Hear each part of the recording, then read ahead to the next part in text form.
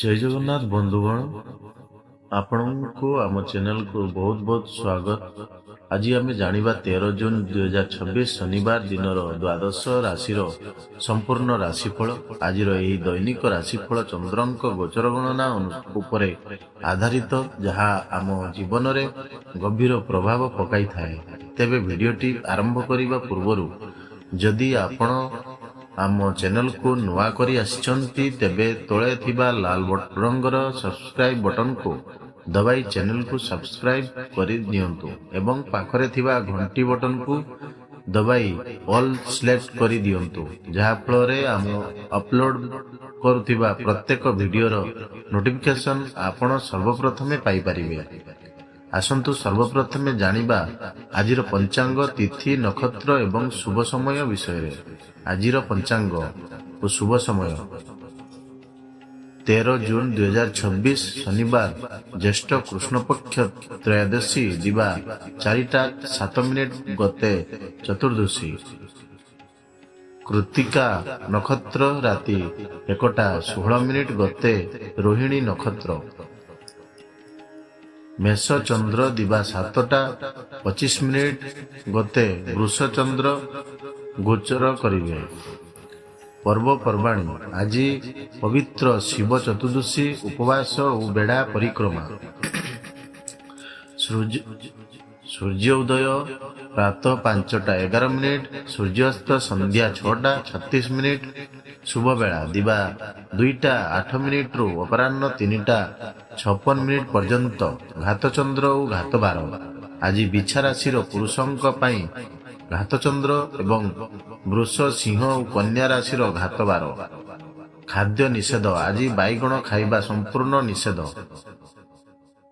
द्वादश राशि संपूर्ण राशिफल। बंधुगण मेष राशि आज आपणक ख्याति रे वृद्धि हबो। आपण निज विचारधारा सहित समस्त को प्रभावित करिवे। वाणी तथा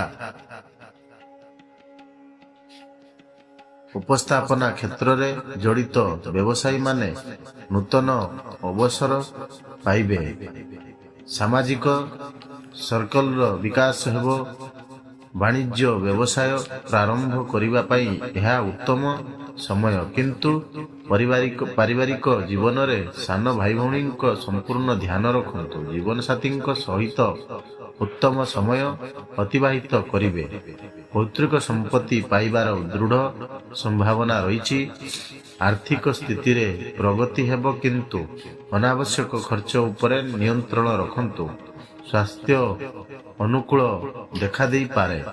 प्रतिकार आज आपण ओम नमः शिवाय मंत्र जप करंतु, शुभ फल मिलिबो। बंधुगण वृष राशि आज आपणक राशि रे चंद्रदेवंक गोचर आपणक व्यक्तित्व रे आकर्षण संचार करिबो। पद गरिमा प्राप्ति हेबो एवं सामाजिक प्रतिष्ठा वृद्धि पाइबो। रियल एस्टेट व्यवसाय रु लाभ मिलिबो। वाणिज्य व्यवसाय रे आपण करिथिबा परिवर्तन सकारात्मक परिणाम हेबो देबो। छात्र छात्री मानक पई उच्च शिक्षार मार्ग प्रशस्त हेबो। पारिवारिक जीवन सुखमय हेबो एवं जीवन साथी परामर्श कार्यक्षेत्र रे सहाय्य करिबो। वैवाहिक योग्य विवाह योग्य व्यक्ति उत्तम प्रस्ताव आसीपारे। आर्थिक पक्ष मजबूत हेबो। स्वास्थ्य भल रहिबो, किंतु पित्तजनित रोग प्रति सावधान रुहंतु। आज गोमाता को किछि खाइबा को दियंतु, शुभ फल पाइबे। बंधुगण मिथुन राशि आज आपणक पाई मानसिक चाप वृद्धि पाई पारे। कार्यक्षेत्र रे किछि अनावश्यक समस्या उत्पन्न हुई पारे, किंतु आपण निजर कर्मठ स्वभाव जुगु सफलतार सह सामना करिवे। व्यवसाय रे किछि क्षति हेबार संभावना अछि, तेणु दीर्घकालीन निवेश उपरे ध्यान दियंतु। वाणी रे संयमता रखंतु। पारिवारिक खर्च बढ़ी पारे, जहाकू नियंत्रण करिबा आवश्यक। ଯେକୌଣସି ନିର୍ଣ୍ଣୟ ବୁଝି ବିଚାରି ନିଅନ୍ତୁ। ଧାର୍ମିକ ଓ ଆଧ୍ୟାତ୍ମିକ କାର୍ଯ୍ୟରେ ରୁଚି ବଢ଼ିବ। ଆର୍ଥିକ ଚିନ୍ତା ରହିଲେ ମଧ୍ୟ ସ୍ୱାସ୍ଥ୍ୟ ସ୍ଥିତି ଅନୁକୂଳ ରହିବ। ପ୍ରତିକାର ଆଜି ଅସହାୟ ବ୍ୟକ୍ତିଙ୍କୁ ସାହାଯ୍ୟ କରନ୍ତୁ, ଶୁଭ ଫଳ ପ୍ରାପ୍ତ ହେବ। ବନ୍ଧୁଗଣ, କର୍କଟ ରାଶି, ଆଜି ଆପଣଙ୍କ ଦ୍ୱାରା କରାଯାଇଥିବା ନିବେଶ ସର୍ବୋତ୍ତମ ଲାଭ ପ୍ରଦାନ କରିବ। ଆପଣ ଆରମ୍ଭ କରିଥିବା କାର୍ଯ୍ୟରେ ପ୍ରଗତି ଆସିବ।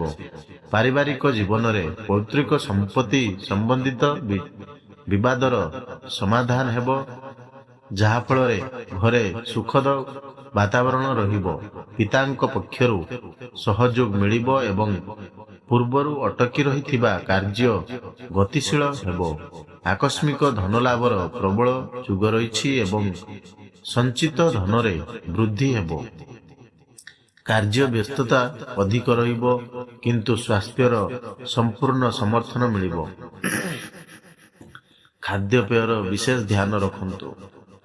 ଆଜି ଶିବଲିଙ୍ଗରେ ଜଳ ଅର୍ପଣ କରନ୍ତୁ, ଶୁଭ ଫଳ ପାଇବେ। ବନ୍ଧୁଗଣ, ସିଂହ ରାଶି, ଆପଣଙ୍କ ରାଶିର ଦଶମ ଭାବରେ ଚନ୍ଦ୍ରଦେବଙ୍କ ଗୋଚର ଆପଣଙ୍କ ବ୍ୟବସାୟ ବୃଦ୍ଧି ପାଇଁ ନୂତନ ଅବସର ପ୍ରଦାନ କରିବ। ଆପଣଙ୍କ ଦ୍ୱାରା ନିଆଯାଇଥିବା ନିର୍ଣ୍ଣୟ ଭବିଷ୍ୟତ ପାଇଁ ସୁବର୍ଣ୍ଣ ସୁଯୋଗ ସାଜିବ। ଛାତ୍ରଛାତ୍ରୀମାନେ ନିଜ କ୍ୟାରିୟର ପାଇଁ ଉତ୍ତମ କୌଶଳ ଚୟନ କରିବେ। ପାରିବାରିକ ସ୍ଥିତି ଅତ୍ୟନ୍ତ ଉତ୍ତମ ରହିବ।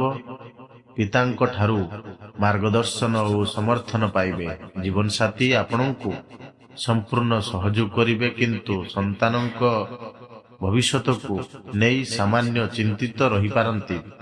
ନୂତନ ଆୟର ଉତ୍ସ ସୃଷ୍ଟି ହେବ।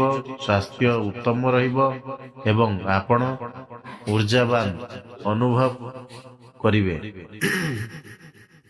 ଆଜି ସୂର୍ଯ୍ୟଦେବଙ୍କୁ ଜଳ ଅର୍ପଣ କରନ୍ତୁ, ସମସ୍ତ କାର୍ଯ୍ୟ ଶୁଭ ହେବ।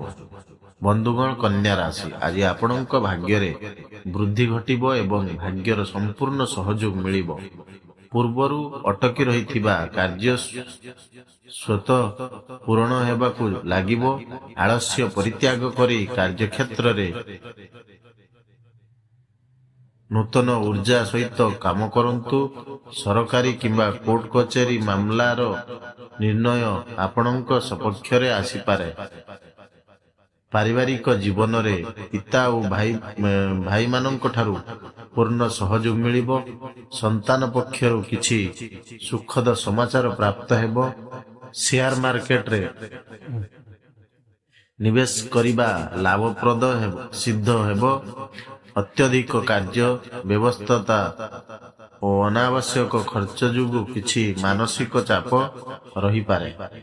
ଆଜି ଭୋକିଲା ବ୍ୟକ୍ତିଙ୍କୁ ଅନ୍ନ ଦାନ କରନ୍ତୁ, ଶୁଭ ଫଳ ପାଇବେ। ତୁଳା ରାଶି, ଚନ୍ଦ୍ରଦେବଙ୍କ ଗୋଚର କାର୍ଯ୍ୟକ୍ଷେତ୍ରରେ କିଛି ବ୍ୟବଧାନ ଉତ୍ପନ୍ନ କରିପାରେ, କିନ୍ତୁ ଆପଣ ନିଜ ଯୋଜନାବଦ୍ଧ କାର୍ଯ୍ୟ ଦ୍ୱାରା ସଫଳତା ପାଇବେ। ସରକାରୀ କ୍ଷେତ୍ରରେ କାର୍ଯ୍ୟରତ ବ୍ୟକ୍ତିମାନେ ଉଚ୍ଚ ଅଧିକାରୀ ଓ ସହକର୍ମୀଙ୍କ ଠାରୁ ପୂର୍ଣ୍ଣ ସମର୍ଥନ ପାଇବେ। ଦୈନିକ ବ୍ୟବସାୟୀମାନେ ବିଶେଷ ଲାଭବାନ ହେବେ।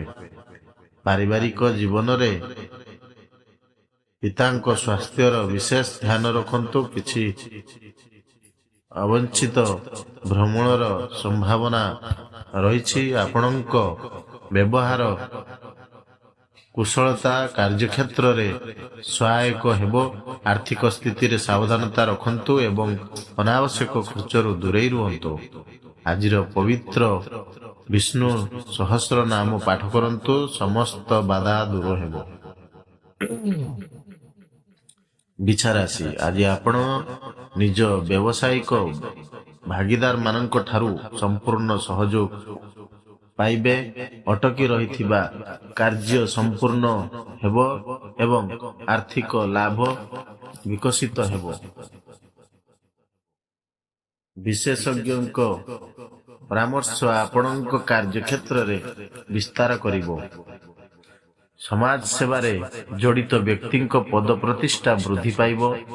ପାରିବାରିକ ଜୀବନରେ ମଧୁରତା ଆସିବ ଏବଂ ଜୀବନସାଥୀଙ୍କ ସହ ମିଳିତ ଭାବେ କରାଯାଇଥିବା ବ୍ୟବସାୟରେ ସଫଳତା ମିଳିବ। ଅବିବାହିତ ବ୍ୟକ୍ତିଙ୍କ ପାଇଁ ବିବାହ ସମ୍ବନ୍ଧିତ ଉତ୍ତମ ପ୍ରସ୍ତାବ ଆସିପାରେ। ପେଟ ସମ୍ବନ୍ଧିତ ସ୍ୱାସ୍ଥ୍ୟ ସମସ୍ୟାରୁ ଆରାମ ମିଳିବ। ଆଜି ଭଗବାନ ବିଷ୍ଣୁଙ୍କ ଆରାଧନା କିମ୍ବା ବିଷ୍ଣୁ ସହସ୍ର ନାମ ପାଠ କରନ୍ତୁ।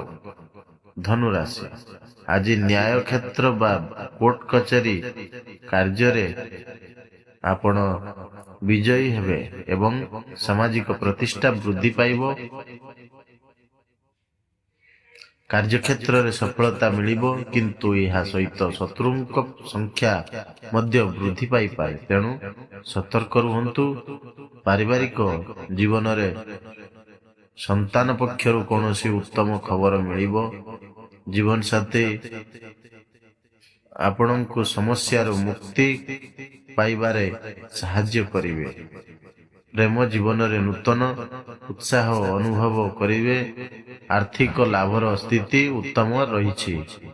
ପୁରୁଣା ରୋଗରୁ ମୁକ୍ତି ମିଳିବା ଯୋଗୁଁ ମାନସିକ ଚାପ ହ୍ରାସ ପାଇବ। ଆଜି ଶ୍ରୀ ଗଣେଶ ଏବଂ ମା ଲକ୍ଷ୍ମୀଙ୍କ ପୂଜା ଅର୍ଚ୍ଚନା କରନ୍ତୁ, ଶୁଭ ଫଳ ପାଇବେ। ବନ୍ଧୁଗଣ, ମକର ରାଶି, ଆଜି ଛାତ୍ରଛାତ୍ରୀ ମାନଙ୍କ ପାଇଁ ସମୟ ବିଶେଷ ଶୁଭଦାୟୀ ଅଟେ। ପ୍ରତିଯୋଗିତା ମୂଳକ ପରୀକ୍ଷାରେ ସକାରାତ୍ମକ ପରିଣାମ ମିଳିବ। ଇଲେକ୍ଟ୍ରୋନିକ୍ସ ଉପକରଣ ବ୍ୟବସାୟୀ ମାନେ ବିଶେଷ ଭାବରେ ଉପକୃତ ହେବେ। କାର୍ଯ୍ୟକ୍ଷେତ୍ରରେ ଆପଣଙ୍କ ପଦପ୍ରତିଷ୍ଠା ବୃଦ୍ଧି ପାଇବ। ପାରିବାରିକ ପରିବେଶ ହସଖୁସିର ରହିବ, କିନ୍ତୁ ଭାଇ ଭଉଣୀଙ୍କ ସହ କିଛି ମତଭେଦ ଦେଖାଇ ଦେଇପାରେ, ଯାହା ଆଲୋଚନା ଦ୍ୱାରା ଦୂର ହେବ। ପିତାମାତାଙ୍କ ସେବା କରିବାର ଅବସର ମିଳିବ। ଆର୍ଥିକ ସ୍ଥିତିରେ ସୁଧାର ଆସିବ, କିନ୍ତୁ ନଗଦ ଧନର କିଛି ସମସ୍ୟା ଦେଖାଦେଇପାରେ। ଚର୍ମ ସମ୍ବନ୍ଧିତ ରୋଗରୁ ଆରାମ ମିଳିବ। ଆଜି ଅସହାୟ କିମ୍ବା ଗରିବ ବ୍ୟକ୍ତିଙ୍କୁ ସାହାଯ୍ୟ କରନ୍ତୁ। ବନ୍ଧୁଗଣ, କୁମ୍ଭ ରାଶି, ଆପଣଙ୍କ ରାଶିକୁ ଚତୁର୍ଥ ଭାବରେ ଚନ୍ଦ୍ରଦେବଙ୍କ ଗୋଚର ଭୂମି ଓ ଭବନ ସମ୍ବନ୍ଧିତ ବ୍ୟବସାୟୀ ମାନଙ୍କ ପାଇଁ ସ୍ଥାୟୀ ସମ୍ପତ୍ତି ଲାଭର ମାର୍ଗ ପ୍ରଶସ୍ତ କରିବ।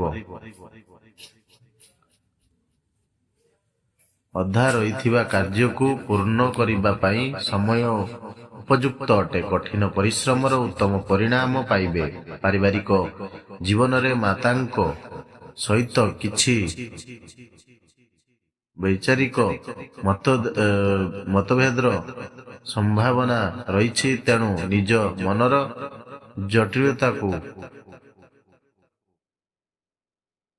ଜଟିଳତାକୁ ନିୟନ୍ତ୍ରଣରେ ରଖନ୍ତୁ। ଆକସ୍ମିକ ଧନଲାଭର ଯୋଗ ରହିଛି। ସେୟାର ମାର୍କେଟ କିମ୍ବା ଲଟେରୀ ଆଦିରୁ ଲାଭ ମିଳିପାରେ। ମାତାଙ୍କ ସ୍ୱାସ୍ଥ୍ୟ ପ୍ରତି ବିଶେଷ ଧ୍ୟାନ ଦିଅନ୍ତୁ। ଆଜି ବୃଦ୍ଧ ଲୋକଙ୍କୁ ସାହାଯ୍ୟ କରନ୍ତୁ ଏବଂ ଆଶୀର୍ବାଦ ଦିଅନ୍ତୁ।